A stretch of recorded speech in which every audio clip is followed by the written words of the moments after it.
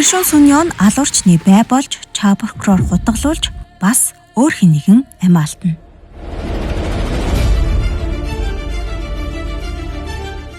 Хэрвээ Гибом үнэхээр алуурчин юм бол тэр сүд бүсгүйгээ хөнөөх гэж байсан уу?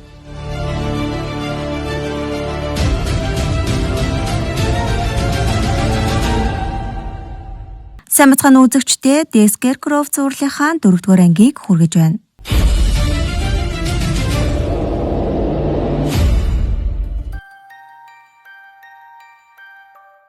Алуурчин мөрдөгчөөс өөрийнхөө тухай ярьж өгөхийг хүснэ. Ингүүл бидний төв нийлээд илүү утгатай болно гэж тэрээр хэлдэг. Энэ үгийг сонссон мөрдөгч бидний түүхээ гэж хэлээд санаа алддаг. Эндээс нэг зүйл анзаарагдана. Алуурч өөрийгөө зүгээр нэг гэмт хэрэгтэн гэж харахаа хийдийн болжээ. Харин мөрдөгчтэй хувь заяагаар холбогдсон нэг түүхийн 2 гол дүрмээр өөрийгөө төсөөлж эхэлсэн бололтой. Тэр үргэлжлүүлэн мөрдөгчийн хамгийн их үзий яддаг хүний талаар сонсхийг тис чадан хүлээн. Хурд ярилтаа гэж ярих түүний төрхөөс энгийн сониуч зан гэхээсээ илүү өөрийнхөө эгов тижих гэсэн хүсэл мэдрэгдэнэ. Өөрийгөө тэдний амьдралд ямар их нөлөө үзүүлснээ дахин мэдрэхийг хүсэж байгаа мэт. Тэдний энэ яриаг нэг талд нь та нар эцэст намайг барьж чадаагүй гэсэн алуурчны бардамнал, нөгөө талд мөрдөгчийн одоо хүртэл өөрийгөө буруутгасаар ирснийг илтгэнэ. Дүрс 1988 он руу шилжинэ. Ухаан орсон мөрдөгч эмнэлэгт тусал залгуулсан байдалтай сэрнэ. Харин тэр үед задлангийн эмч Ча прокурорт хандаж хохирогчийн талаар нэгэн чухал зүйл хэлж байлаа. Охины үхэл өмнөх эргүүдтэй ижил байсан ч энэ удаагийнх нэг зүйл өөр байжээ.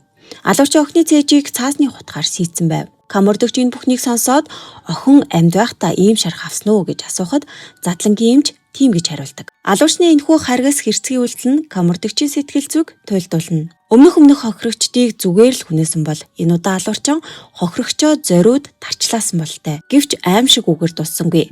Задлангийн эмч хохирогчийн эмзэг эрхнээс өөр нэг зүйл гаргаж ирдэг. Тэр нь чихрийн цаас.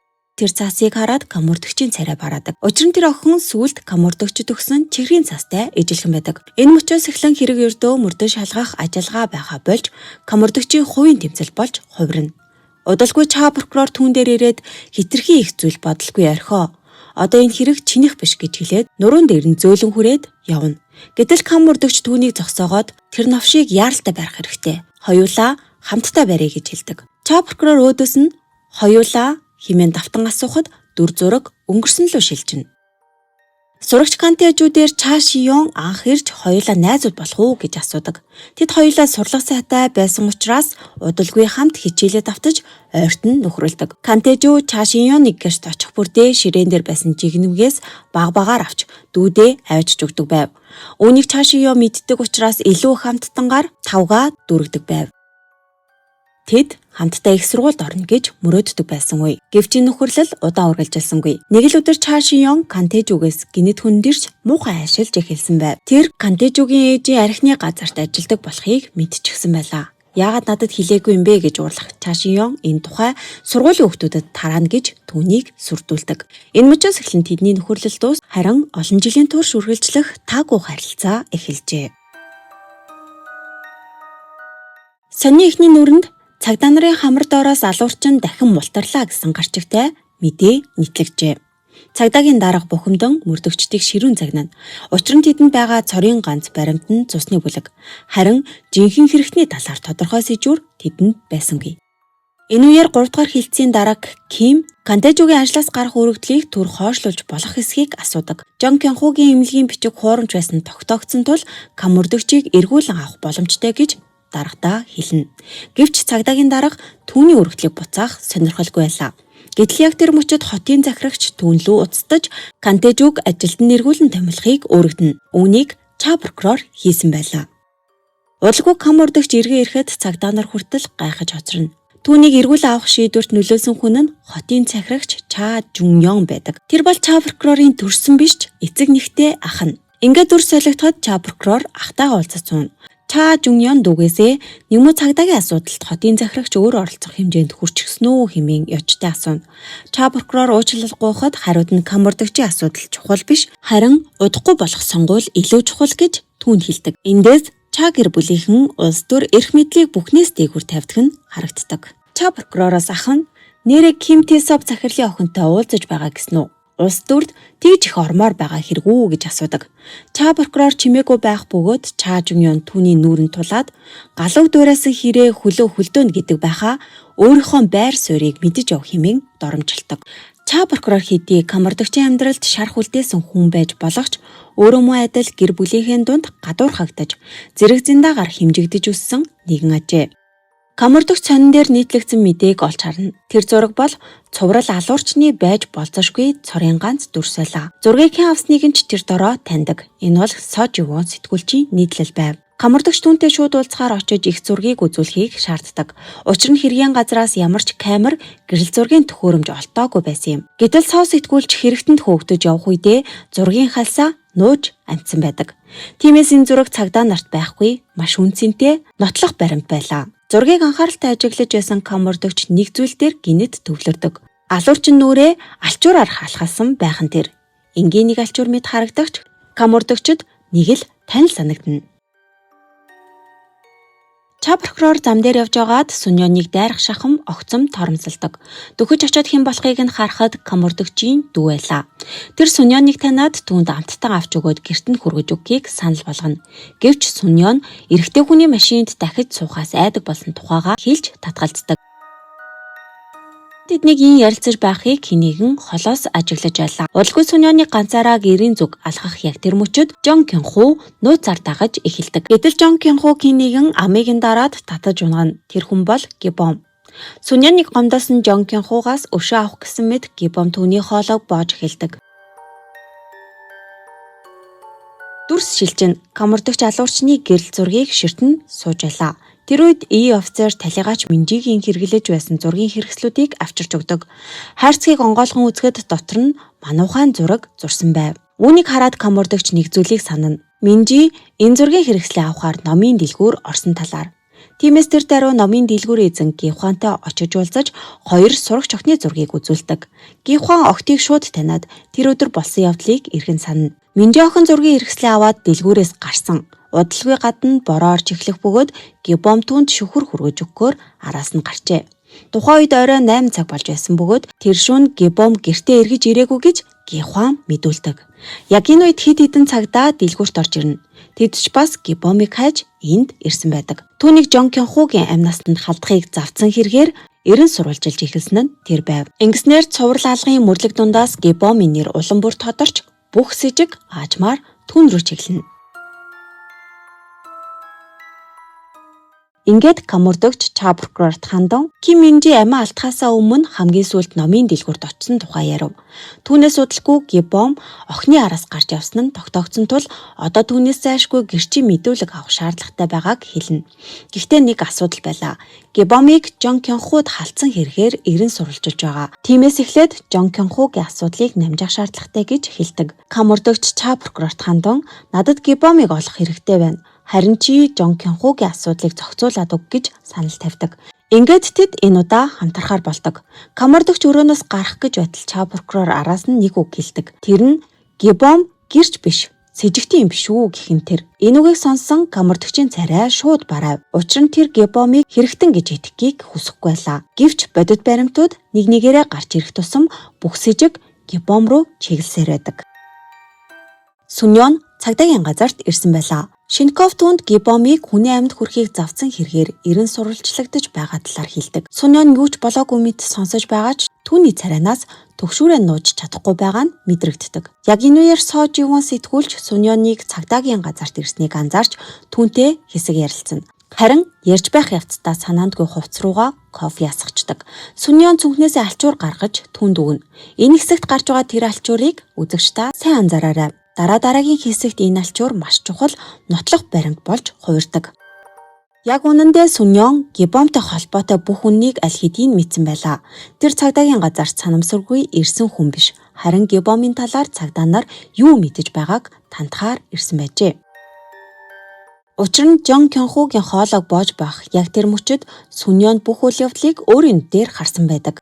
Гибомын хувьд хийсэн зүйлээ хүлээн зөвшөөрч цагдаагийн газарт очих бодолтой байгаагаа хэлдэг. Гэвч Суньон түүнийг болиулаад чи одоо байрагдвал зөвхөн Жон Кёнхугийн хэрэг биш өмнөх жагсаалын асуудлууд хүртэл сөхөгдөнө гэж хэлээд энд нуужээ. Жон Кёнхугийн хэвтэж байгаа эмнэлэгт Ча прокурор хурж ирнэ. Тэрээр эмнэлгийн орон дээр хэвтэх Жон Кёнхуг хараад 8-7 хоног эмчилгээ хийлнэ гэж сонслоо. Карма чин чам дээр иржээ гэж тохуурхдаг. Тэгээд түүнээс Кан Суньоны араас яагаад дагаж мөрдсөнийг асуугаад энэ удаа зүгээр явж байгаад халтарч унаад ийм болсон гэж мэдүүлэг өг. Гомдол гарах тухай бодоод ч хэрэггүй гэж дарамтлана. Үгүй гэвэл тосгоны дарга хийдэг аваг ахыг чинь авилгын хэрэгээр гавалчхан шүү гэж түүнийг сүрдүүлчихэд гараад явдаг. Удалгүй түүн дээр Кам урдагч орж ирнэ. Сандарсан Жон Кёнхугийн царайг хараад Кам урдагч манай ээжийн тухай чи яаж мэдсэн юм бэ? Ча прокурор энэ бүгдийг хэлсэн юм уу гэж түүнээс асууна. Тэр мөчид Кам урдагч бүх үннийг ойлгоно. Өөрийнх нь хамгийн эмзэг нууц гэр бүлийн шархыг Ча прокурор ашиглаж явсныг мэдсэн Кам урдагчийн уур хилэн дээд зэгтээ хүрдэг. Түүний толгойд гинэд өнгөрсөн үеийн дурсамжууд харваа орж ирдэг. Сурагч байсан тэр үе ангийнх нь хүүхдүүд түүнийг газар унгааж дээрэс нь өшгөлнө. Ча Шиньон түүний гэр бүлийн нууцыг бусдад тарааж хүүхдүүдийг турхирсан байдаг. Газар хэвтэх кантежүүдээр Ча Шиньон хурж ирээд өшөглөж дээрэс нь нулимчхаад явчихав. Сос сэтгүүлч Суньоны үхсэн алчуурыг ажиглана. Тэгээд энэ алчуур алуурчны нүрээ халгаалсан алчууртай адилхан болохыг анзаардаг. Алуурчин сос сэтгүүлчийн араас хөөж байхдаа алчуураар нүрээ халгаалсан гэж Кам урдагч хэлснийг сандаг. Тэгэхээр алуурчин сос сэтгүүлчийн таньдаг хүн болж таардаг. Цагдаагийн газарт ирсэн Кам урдагчийг Ча прокурор хүлээж байлаа. Тэрээр Жон Кёнхугийн асуудлыг зохицуулсан тухайга хэлээд Кам урдагчийн ажлаас гарах өргөдлөгч хүчингүй болгосноо дуулгадаг. Тэгээд одоо өөр зүйл бодлого мөрлөг дээр төвлөр гэвч Кам урдагч түүнд таалрахсангүй. Харин ч түүн рүү ууртайгаар чи яагаад тэгсэн юм бэ? Манад үг яагаад тийм байдалд хүргэсэн юм бэ гэж асуудаг. Ча прокурор хэсэг чимээгүй зогсноо. Чи буруугаар ойлгоод байна. Би өөрийнхөөрөө чамд туслахыг оролцсон гэж хариулна. Кам урдагчийн хувьд Ча прокурорын хийдэг бүхэн цаанаа ямар нэгэн зоригтой мэт санагдана. Өнөөдрийн тусламж хүртэл өөр нэг төлөвлөгөөний эхлэл биш байгаа гэх бодол түүний толгойд эргэлддэг. Тэдний арай улам ширүүсч байх үед гаднаас Сож Иван сэтгүүлч Яра орж ирнэ. Кам урдагчид хандаад алчуурын эзнийг олчихлоо гэхэн тэр. Ингээд тэд гэрэл зураг дээрх алчуурыг ажиглана. Тэгээд энэ бол Суньоны үхсэн алчуур. Тэрний барьсан алчуур зураг дээрх алчууртай яг адилхан байлаа. Тэгээд сос сэтгүүлч үргэлжлүүлэн ийм алчууртай Суньоноос өөр нэг хүн бий. Тэр бол 기범이뿐이야. өмнө нь сулхан байсан сэжиг гинэд бодит төр төрхтэй болж эхэлжээ. Тэр нь Гибом. Минжигийн араас хамгийн сулд гарсан хүн. Хэрэг гарсан шүнд гэртээ харж ирээгүй хүн. Алуурчны алчууртай ижилхэн алчууртай цор ганц сэжигтэн. Бүх зүйл түүн рүү зааж байлаа. Гэвч Кам урдагч итгэж чадсангүй. Байх боломжгүй юм гэж хэлэх яг тэр үед гаднаас Шинко орж ирэв. Тэгээд Суньон Жон Кёнхугийн талаар алерт мэдэж байсан талаар хэлдэг. Суньон үнэхээр бүгдийг мэдэж байсан бол Гибомыг ч бас нууж байгаа гэдгийг Кам урдагч ойлгодог. Тэгээд Кам урдагч цаг алдалгүй бүх мөрдөгчдийг цуглуулад манай гэрийг нэгж мөн Гибомыг хурдан ол гэж тушаадаг. Гибом Суньон хоёр зүхтах бэлтгэлээ базааж байлаа. Гэтэл Гибом Суньоныг гаднаас нь цоошлоод ганцаараа гүгээд явчихдаг. Суньон цонх хагалж байж гарч ирээд араас нь гүйн. Гэвч түүнийг хэн нэгэн холоос ажиглаж байлаа. Харанхуй замаар ганцаараа алхаж явах Суньон нэг л төгшүртэй. Эргээд харахаар юу ч байхгүй. Гэтэл нүдний буланд нэг зүйл сүтгэнэн. Тэр нь манухай. Суньон одоо үнэхээр аюулд орсноо ойлгоод гүйж эхлэв. Амьсгаан давчдаж түр зогсох яг тэр мөчөд араас нь дайрч хоёулаа замын хажуу руу өнхөрч ундаг. Ча прокурор машинаар явж байтал замын голд нэг цүнх хэвтэж байхыг олж харна. Ойртож үзтэл тэр нь Суньоны цүнх байлаа.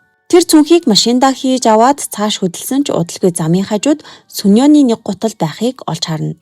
Нөхцөл байдал нэг л эвгүй санагдсан Ча прокурор шууд машинаасаа гарч идэн болон бууга аваад ойр хавийг шалгахаар явдаг. Нөгөө талд алуурчин ухаангүй болсон Суньоныг газар чирээд явж байдаг. Гэтэл харанхуй дунд гарч идэнгийн гэрэл тусахыг харсан алуурчин Суньоныг тэндүүлдэггээд хажуунаас ажигладаг. Удалгүй Ча прокурор Суньоныг олж ирэх бөгөөд ойролцоо ямар нэгэн чимээ гарахыг сонсдог. Ча прокурор гарч идэнгээ тэр зүг рүү тусахтал харанхуй дундаас хутга барьсан алуурчин түүн рүү дайрав. Дараагийн мөчид замын голд Ча прокурорын машин зогсож байлаа. Очоод хартал машин дотор Суньоны цүнх байх бөгөөд замын хажууд Суньоны гутал хэвтэнэ. Харин харанхуй дундаас гинэд буундуу. Кам урдагч дүүгээ хайж явдал өөдөөс нь Ча прокурор Суньоныг тэрвэрчгсэн гарч ирдэг. Түүний араас алуурчин хөөж байсныг хэлээд газар сууна. Тэр алуурчинтай нүүр тулж байхдаа хутгалуулжээ. Хүн дээр шаргацсан ша прокурор Кам мөрдөгч рүү хараад удаануусан үнэнгээ ярьж эхэлдэг. Тэр Кантежуг дүүдээ өгөх гэж амттан жигнэмэг цүнхэлтгийг мэддэг байсааж. Тиймээс өөрөө ч гэсэн түүний дүүд зориулж амттан бэлддэг ажээ.